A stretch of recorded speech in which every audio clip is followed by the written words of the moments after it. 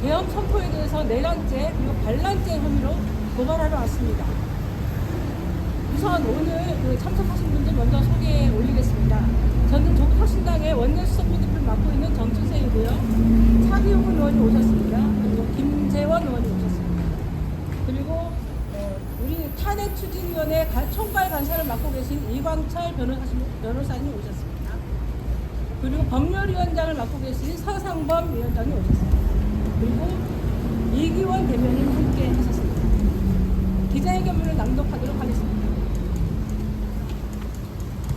조국혁신당 국회의원 12인은 지난 12월 3일 심야에 벌어진 윤석열 대통령의 위헌적, 불법적 비상계엄 선포와 관련하여 이를 형법 제87조 내란죄와 군형법 제5조 반란죄 혐의로 고발하기 위해 국가수사본부에 왔습니다.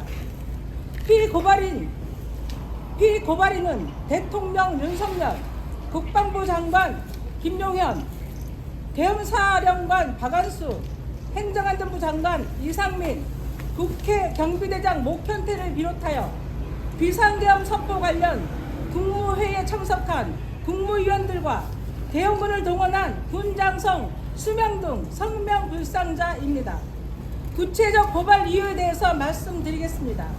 먼저 내란죄에 대하여 말씀드리기 전에 이번 비상계엄이 헌법과 법률이 정하는 요건과 절차를 모두 위배하였다는 점을 말씀드리겠습니다. 첫째, 실질적 요건 측면에서 명백한 위법입니다.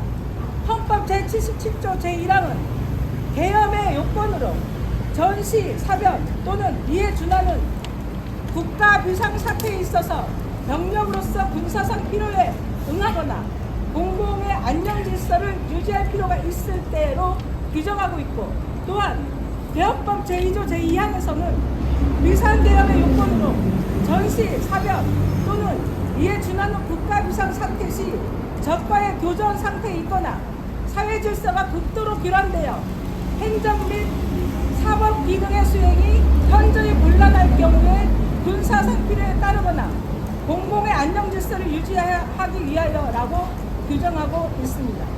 하지만 이번 비상계엄이 선포된 2024년 12월 3일 이전 상황이 전시, 사변 또는 이에 준하는 국가비상사태, 사회질서가 극도로 교란되어 행정 및 사법 기능의 수행이 현저히 곤란한 경우에 해당하지 않다는 것을 국민 모두 알고 있습니다. 오히려 국민들은 극히 평온한 상태에서 일상을 영위하고 있었습니다. 둘째, 절차 측면에서도 마찬가지로 위법입니다.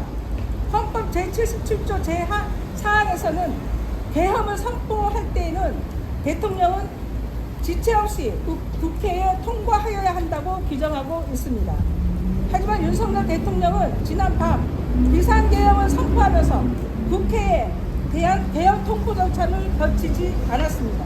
이는 명백한 헌법 위반입니다.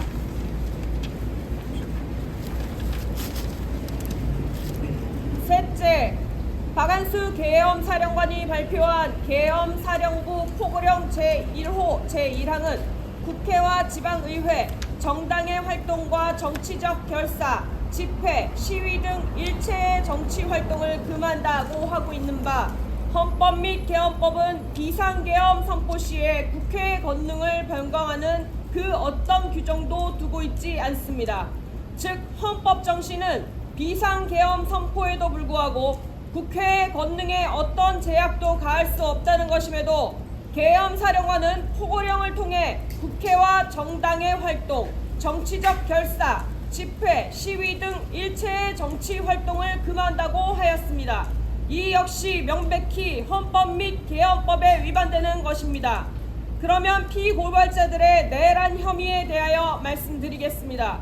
형법 제87조는 대한민국 영토의 전부 또는 일부에서 국가 권력을 배제하거나 국헌을 문란하게 할 목적으로 폭동을 일으킨 경우를 내란 행위로 규정하고 있습니다.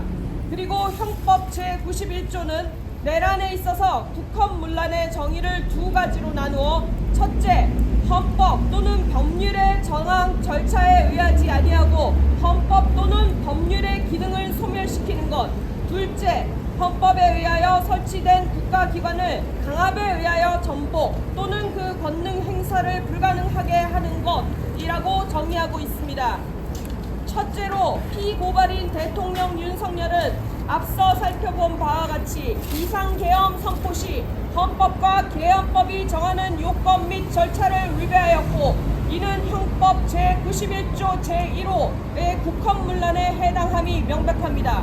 또한 헌법에 의하여 설치되니 국가기관인 국회를 군 병력의 강압에 의하여 그 권능 행사를 불가능하게 하고자 시도하였으므로 형법 제91조의 제2호의 국헌문란에도 해당합니다. 둘째로 피고발인 국방부 장관 김용현은 대통령을 보좌해야 할 국무위원이자 군을 지휘 감독한 책임이 막중함에도 이를 망각한 채 대통령에게 계엄 선포를 건의함으로써 내란죄에 적극 가담한 주모자에 해당합니다. 셋째로 피고발인 행정안전부 장관 이상민은 치안을 담당하는 국무위원으로 윤석열, 김용현의 위법한 내란 행위를 저지해야 함에도 오히려 국회 경비대장 목현태 등에게 지시하여 국회의원들과 그 보좌진, 언론인 등의 국회 출입을 불법적으로 저지한 바 이는 형법 제87조 제2호의 소정의 내란 관련 중요 임무에 종사한 것에 해당합니다. 결론적으로 피고발인 윤석열, 김용현, 이상민, 박안수, 목현태 그리고 다수의 성명불상자 등은 상기에서 보는 바와 같이 공모작당하여 내란 범행을 결행하고 헌정 질서를 크게 훼손하였는 바 신속히 엄정 수사하여 그 범행의 전모를 밝혀 그에 합당한 처벌을 받아야 합니다. 아울러 수사기관에 요청합니다. 첫째, 군형법 제5조는 작당하여 경기를 휴대하고 반란을 일으킨 경우 그 수괴는 사형에 처하는 등의 규정을 두고 있습니다. 앞서 본 바와 같이 위법한 비상계엄임에도 이후 총기를 휴대하고 국회에 출동한 군 병력이 국회 출입을 저지하고 심지어 수도방위사령부 특수임무대는 우원식 국회의장, 이재명 더불어민주당 대표, 한동훈 국민의힘 대표에 대한 체포와 구금을 시도하는 한편 비상계엄 해제 요구 결의안을 처리하고 있는 본 회의장 진입까지 시도하였습니다. 사안이 엄중하므로 피고발인 등의 반란 혐의를 수사하면서 군인 등의 반란죄 혐의, 군인 등의 내란죄 부하수행 혐의자들에 대해서도 구체적 혐의 발견 특정 시 이를 신속하게 국방부, 검찰당 등 군 수사기관에 입청하여 주시기 바랍니다. 둘째, 피고발인 대통령 윤석열 등에 대한 신속한 출국 금지를 요청합니다. 윤석열 대통령의 내란 행위는 전 국민이 생중계로 목도하였으므로 더 검증이 명백합니다. 또한 다른 피고발인들의 경우도 국가 주요 직책을 맡고 있어 자신의 권한을 이용하여 노골적으로 증거인멸 및 도주의 우려가 현저합니다. 이러한 사정을 감안하여 피고발인들에 대한 신속한 출국 금지 조치가 필요합니다. 아울러 이들 피고발인들은 사실상 준환영범으로 범위 상당하므로 긴급 체포를 통한 신속한 신병 확보가 절실합니다. 체포에 강력 저항할 우려 또한 다분하므로 충분한 무장 경력을 동원하여 신병 확보에 나설 것을 촉구합니다. 국가수사본부의 명운을 건 피고발인들에 대한 신속하고 엄정한 수사는 온 국민이 함께 지켜볼 것입니다. 좌고 우민할 것이 아니라 헌법과 관련 법에 따라 신속 엄정한 수사를 하여 주길 강력히 촉구합니다. 2024년 12월 4일 조국 혁신당 국회의원 12년 1동. 혹시 질문 있으면 질문 있으면 말씀 주십시오. 유수원이 기본입니다. 고발 예상자 중에 경비대장 들어가고 서울청장 빠졌는데 국회 경비대가 서울경찰청 지휘를 맡고 있잖아요. 서울청장이 빠진 이유가 있을지. 일부러 빼진 않았고요. 그 성명불상자까지 포함되어 있기 때문에 제가 행정안전위원회입니다. 그래서 어제 밤 10시부터 오늘 새벽 2시까지 그 누정 교신 내역 자료를 요청했습니다. 그런 부분도 확보가 되면 이에 대해서 브리핑을 통해서 국민께 알려드릴 거고요. 수사 과정에서 성명 불상자들은 이런 그 자료를 통해서 추가 수사가 가능하다는 말씀을 드립니다. 그리고 덧붙이자면 참고로 서울청장에 대해서는 이미 유관단체에서 고발이 이루어진 것으로 알고 있습니다. 뭐 보도자료를 통해서 좀 나온 바 있는데 무력으로 이제 군인들이 들어갔을 뿐 아니라 일부 저격수까지 배치됐다라는 어떤 사실관계가 조금 보도자료로 나온 바 있어서, 물론 이제 무장 병력이 들어간 것 자체가 문제지만 저격수 또한 좀 중요하게 다뤄야 될 부분인데 그 부분 좀 말씀 부탁드리겠습니다.